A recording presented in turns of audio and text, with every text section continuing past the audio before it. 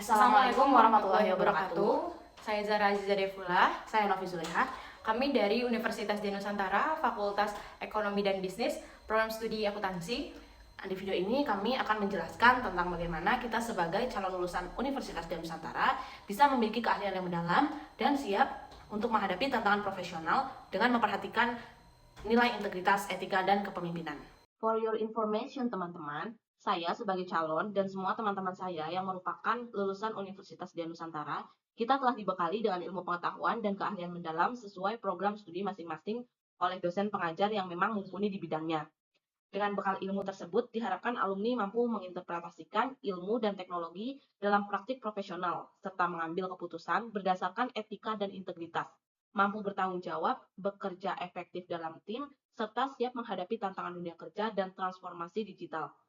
Tak hanya itu, alumni Universitas Dian Nusantara adalah pembelajar sepanjang hayat yang menjunjung tinggi nilai religius, kemanusiaan, dan etika profesional sehingga siap untuk berkontribusi positif di masyarakat. Lulusan Universitas di Nusantara ini dibentuk dengan kompetensi yang merujuk pada capaian pembelajaran mata kuliah atau CPMK. Alumni diharapkan memiliki sikap religius serta menjunjung tinggi nilai-nilai kemanusiaan. Selain itu, alumni juga dituntut untuk taat hukum, disiplin, dan memiliki integritas yang tinggi. Dengan karakter yang kuat, mereka mampu bekerja secara mandiri dengan hasil yang bermutu. Tak kalah penting, kemampuan untuk berkolaborasi dalam tim menjadi bagian penting dari pembentukan kompetensi. Semua ini diarahkan untuk membangun etika profesional dan sosial yang berkelanjutan. Untuk merealisasikan CPMK tersebut, dalam dunia kerja, kita akan sharing mengenai poin-poin yang harus diperhatikan dalam dunia kerja kelak. Korupsi dan integritas dalam dunia kerja. Menurut KBBI, korupsi adalah penyelewengan atau penyalahgunaan uang negara, perusahaan, dan sebagainya untuk keuntungan pribadi atau orang lain. Korupsi ini bukan hanya membuat negara rugi loh, tapi juga sangat berpengaruh dalam dunia kerja dan kehidupan di masyarakat. Orang akan kehilangan kepercayaan, pekerjaan menjadi berantakan, dan yang rugi bukan hanya satu orang, tapi banyak orang. Supaya tidak terjadi korupsi, kita perlu punya yang namanya integritas. Nah, menurut KBBI, integritas adalah mutu, sifat, atau keadaan yang menunjukkan kesatuan yang utuh sehingga menjadi kemampuan yang memancarkan kewibawaan dan atau kejujuran. Singkatnya, integritas itu kita bersikap jujur, konsisten, akan nilai-nilai yang baik, dan tidak mudah tergoda untuk melakukan hal-hal yang tercela. Contoh korupsi di tempat kerja misalnya, 1. Markup anggaran. Markup anggaran ini merupakan tindakan menambahkan sejumlah keuntungan atau biaya yang dilebih-lebihkan pada suatu biaya atau anggaran yang sebenarnya. Yang kedua, minta uang terima kasih. Nah, uang terima kasih ini kata yang lebih halus dari tindakan suap. Yang ketiga, menyalahgunakan wewenang dengan memakai fasilitas kantor untuk urusan pribadi. Kelihatannya sepele ya, tapi hati-hati jika ketahuan bisa menghancurkan reputasi kita di dunia kerja. Maka dari itu, sangat penting untuk menjaga integritas, baik sebagai pribadi maupun profesional. Mulai saja dari hal-hal kecil, seperti jujur dalam membuat laporan keuangan, kerja sesuai aturan, dan berani menolak ajakan korupsi meskipun dalam skala kecil. Dengan begitu, kita telah ikut serta membantu menciptakan lingkungan kerja yang sehat, bersih, dan saling percaya. Strategi untuk mencegah korupsi. Untuk mencegah korupsi, ada beberapa hal penting yang harus dilakukan. Pertama, kita harus menjalankan prinsip transparansi, artinya segala sesuatu harus jelas dan terbuka. Kedua, akuntabilitas, yaitu setiap orang bertanggung jawab atas tugas dan keputusannya. Ketiga, ada sistem pengawasan yang kuat supaya semua berjalan dengan baik dan tidak ada yang nyempil. Organisasi juga perlu punya sistem pengendalian internal yang bagus, supaya bisa mendeteksi dan mencegah korupsi sejak awal. Misalnya, dalam dunia kerja sehari-hari, kita harus transparan saat mengambil keputusan dan membuat laporan keuangan yang jujur dan jelas. Selain itu, sikap disiplin dan tanggung jawab dari setiap orang juga sangat penting. Jika semua disiplin dan menjalankan tugas dengan penuh tanggung jawab, peluang terjadinya korupsi bisa diminimalkan dengan cara ini. Organisasi bisa berjalan bersih dan terpercaya. Kemampuan berkomunikasi yang efektif. Kemampuan berkomunikasi yang jelas dan efektif itu sangat penting ya teman-teman, apalagi dalam dunia kerja. Karena komunikasi bukan hanya tentang berbicara atau menulis, tetapi bagaimana kita menyampaikan suatu informasi dengan cara yang mudah dimengerti sehingga inti dari informasi tersebut bisa tersampaikan pada lawan bicara dengan baik. Dua jenis komunikasi yang sering kita pakai yaitu satu, komunikasi verbal atau berbicara langsung. Dua, komunikasi nonverbal seperti bahasa tubuh atau ekspresi wajah. Keduanya sama-sama penting dan harus kita pahami agar pesan kita sampai dengan baik. Agar komunikasi berjalan lancar, kita harus bisa mendengar dengan aktif. Artinya adalah benar-benar fokus dan memperhatikan apa yang sedang disampaikan oleh orang lain.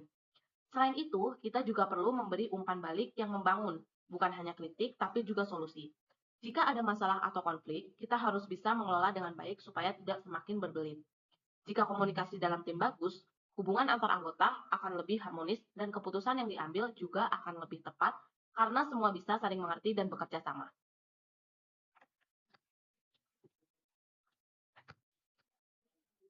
Kepemimpinan yang efektif dalam tim. Dengan kepemimpinan yang efektif dalam tim bisa mencapai tujuan, visi, dan misi secara bersama dengan mudah.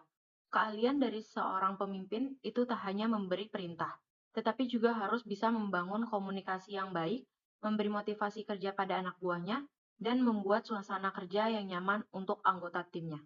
Salah satu gaya kepemimpinan yang bagus yaitu kepemimpinan partisipatif. Artinya, pemimpin tak hanya asal berbicara dan menyuruh saja, tetapi juga harus mendengarkan dan menghargai ide-ide dari anggota tim. Dengan cara ini, semua anggota tim bisa berkembang dan berkontribusi secara maksimal. Contohnya, dalam proyek tim yang sukses, pemimpin biasanya pintar untuk mengatur dinamika tim, mulai dari membagi tugas, menyelesaikan masalah, hingga menjaga semangat kerja tim tetap tinggi. Dengan kepemimpinan yang seperti ini, tim akan lebih solid dan hasil kerjanya pun maksimal. Selanjutnya, profesionalisme dalam dunia kerja. Profesionalisme adalah sikap, perilaku, dan kompetensi yang ditunjukkan oleh seseorang dalam menjalankan suatu profesi atau pekerjaan dengan mengedepankan kualitas, etika, dan tanggung jawab. Tak hanya asal bekerja hanya untuk menerima gaji, tetapi kita harus benar-benar memberikan yang terbaik dalam pekerjaan kita. Itulah profesionalisme. Disiplin juga tak kalah penting dalam dunia kerja. Misalnya, berangkat kerja dengan tepat waktu, tidak menunda-nunda pekerjaan di kantor, dan mengikuti standar kerja di kantor agar hasil kerja kita berkualitas. Jika kita disiplin, maka kerjaan dapat terselesaikan dengan semestinya dan tidak menambah masalah. Selain itu, kita harus memiliki sebuah tanggung jawab atas pekerjaan yang kita lakukan. Artinya, kita sadar jika hasil kerja kita juga berpengaruh terhadap tim dan organisasi tempat kita bekerja. Jadi, janganlah kita hanya asal bekerja, tapi pikirkan juga akan dampaknya. Adaptasi terhadap perubahan. Di era terkini, dunia kerja mengalami perubahan yang sangat signifikan, mulai dari teknologi baru, tren di industri, hingga cara kerja yang juga terus bergeser. Maka dari itu, kemampuan untuk beradaptasi menjadi hal yang penting, terutama untuk mahasiswa yang baru lulus dan akan terjun ke dunia kerja. Mengapa demikian? Karena jika tidak bisa mengikuti perubahan tersebut, kita bisa tertinggal dan sulit untuk berkembang. Nah, agar bisa beradaptasi, kita harus terus belajar, terbuka dengan ide-ide baru, dan tidak takut untuk mencoba hal-hal yang inovatif. Misalnya, jika dulu bekerja secara manual, sekarang harus bisa menggunakan teknologi digital. Jika dulu bekerja sendiri, sekarang lebih banyak bekerja tim secara online dengan cara belajar dan terbuka. Kita bisa menghadapi perubahan ini dengan lebih mudah dan tetap bisa mengikuti tuntunan pekerjaan di zaman yang semakin maju ini. Menghargai kearifan lokal di dunia kerja.